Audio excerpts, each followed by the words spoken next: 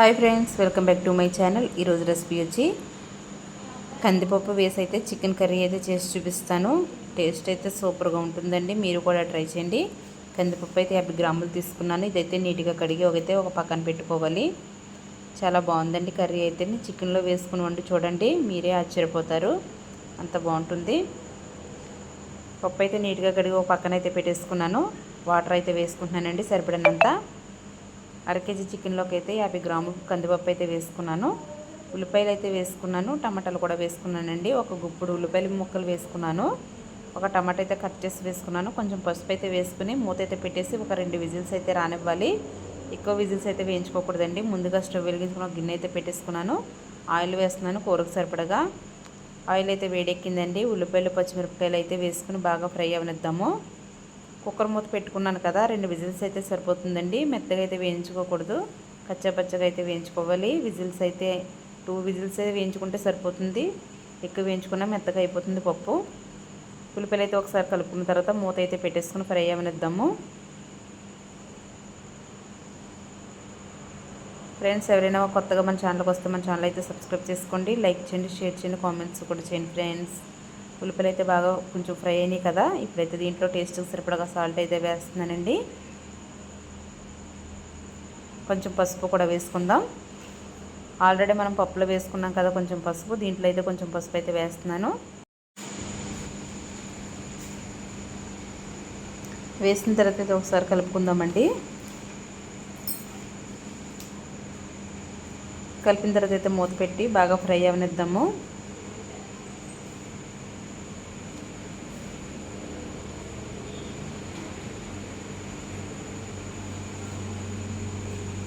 మూత అయితే పెట్టేస్తున్నాను. ఇవైతే బాగా వేగినాయండి. ఉల్లిపాయలు అయితే బాగా ఫ్రై అయినాయి. మనకి ఉల్లిపాయలు ఎప్పుడు కూడా బాగా ఫ్రై అయితేనే కూర టేస్టీగా ఉంటుందండి. చికెన్ అయితే నేను నీట్గా కడిగి శుభ్రంగా పక్కన అయితే పెట్టేసుకున్నాను. చికెన్ అయితే వేసేస్తున్నానండి. చికెన్ మొత్తం వేసిన తర్వాత ఒకసారి కలుపుకుందాం.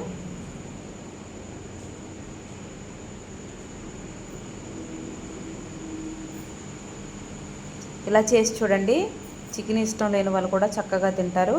అదొకటి చిన్నపిల్లలకి చేసి పెడితే చాలా బాగుంటుందండి, చాలా మంచిగా తింటారు. ప్రోటీన్ ఫుడ్ కదా, పప్పు వేసాము, చికెన్ చాలా బాగుంటుంది. పిల్లలకైతే చేసి పెట్టండి ఇలాగా.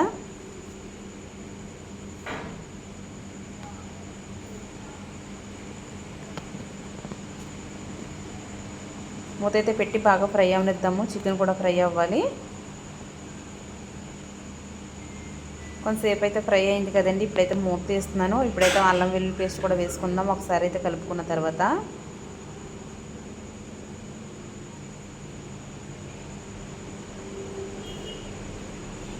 ఒక స్పూన్ అయితే అల్లం వెల్లుల్లి పేస్ట్ కూడా వేసుకున్నాను.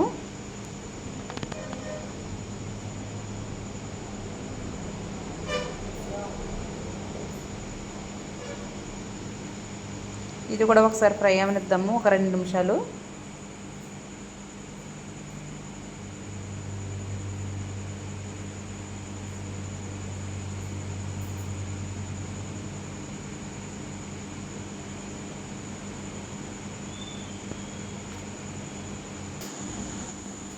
ఇదైతే ఫ్రై అవనిద్దామండి. మూత అయితే పెట్టేస్తున్నాను. పప్పు అయితే విజిల్ అయితే అయిపోయింది, ఆవిరి కూడా పోయిందండి. మూత అయితే తీసేస్తానండి. చూడండి, ఇలాగైతే కచ్చపచ్చగా ఉడకాలి. మనం గట్టి పెట్టే మెదిపేయాలి. పప్పు రుబ్బు ఏమీ పెట్టకూడదు, మళ్ళీ మెత్తగా అయిపోతుంది. గట్టితోనైతే మనం మెదుపుకుంటే సరిపోతుందండి.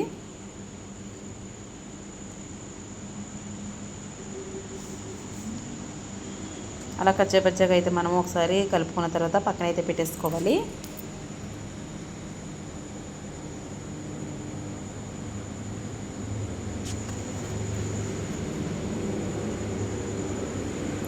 మూత అయితే వేస్తున్నాను. చికెన్ అయితే ఫ్రై అవుతుంది కదా.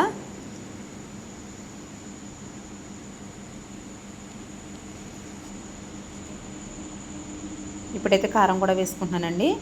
టేస్ట్కి సరిపడగా కారం అయితే వేసుకోవాలి. మనం ఎంతైతే తింటామో అంతైతే కారం వేసుకుని కలుపుకోవాలి. నేనైతే 1 స్పూన్నర అయితే వేసుకున్నాను. కారం అయితే మొత్తం ముక్కలన్నిటికి పట్టించుకోవాలి.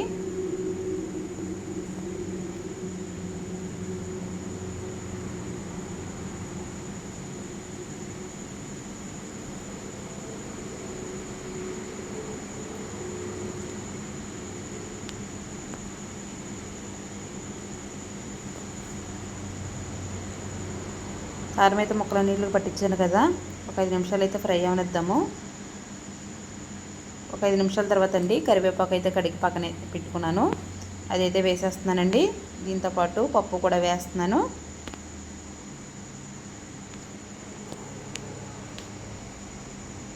ఇప్పుడైతే కలుపుకుంటున్నాను చూడండి. మనకు వాటర్ అయితే వేయక్కర్లేదు, పప్పులో నుంచి వాటర్ వస్తుంది కదా, ఆ వాటర్తో అయితే ఉడికిపోతుంది చికెను.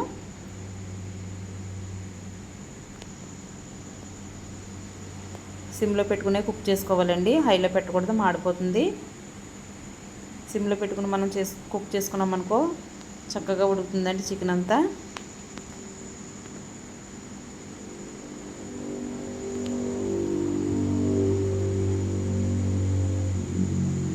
మొత్తం అంతా కలిపిన తర్వాత అయితే మూత పెట్టుకుని ఉడకనిద్దాము.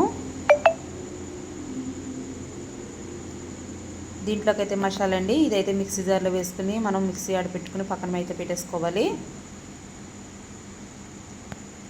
మూత అయితే తీస్తున్నాను.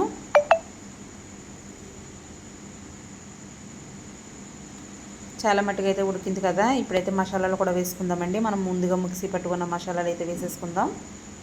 ఈ మసాలా కూడా వేసుకున్న తర్వాత సిమ్లో పెట్టుకుని ఉడకనిచ్చుకుందామండి.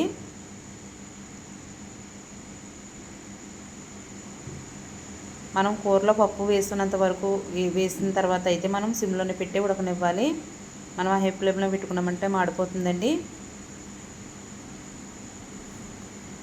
మూత అయితే పెట్టేసి ఉడకనిద్దాము. మూత వేస్తున్నాను చూడండి, ఆయిల్ అయితే సెపరేట్ అయింది కదా, కర్రీ అయితే రెడీ అయిపోయింది. ఇలాగ గ్రేవీ కిందే ఉంటుందండి. మనము స్టవ్ అయితే ఆఫ్ చేసుకున్న తర్వాత మొత్తం తోడుకుపోతుంది. చల్లారిందంటే మనకి ఎంత గ్రేవీ కింద ఏమి ఉండదు.